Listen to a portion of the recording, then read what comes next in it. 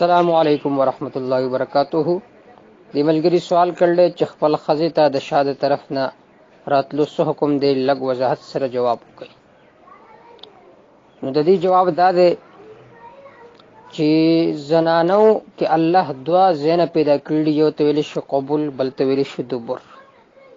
او قرآنی مجید کې الله رب عزت حکم کړل چې تاسو خپل زنانو ترازی د هغه زینا چې کم زینا الله تعالی تاسو ته حکم کړل، او حکم الله رب عزت د مخ کې د طرف نه کړل.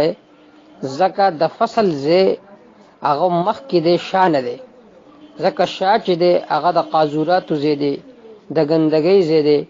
د اغینا باقاعده په طریقې د دلالت النص سره من راغله، زکه د فصل او د حرف زی هغه مخ کې دی، شاته نه دی.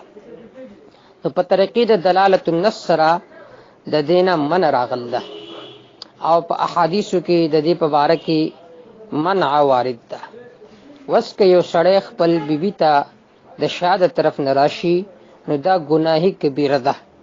ګناهی کبیره مثال لکه زنا کول لوی ګناه دی، نو دارنګي بیبي ته د شاده طرف نه راتلل دا ډېر لوی ګناه دی، عظیمه ګناه ده. لیکن یو غلط فهمی هغه په عوامو کې موجود ده چې آیا د شاده طرف نه راتلو سره نکاح ماتیږي کنه؟ نکاح نه ماتیږي، لیکن گناه کبیره ده، او گناه کبیره لوی گناه ته ویل شي چې بغیر د توبې نه معاف کیږي.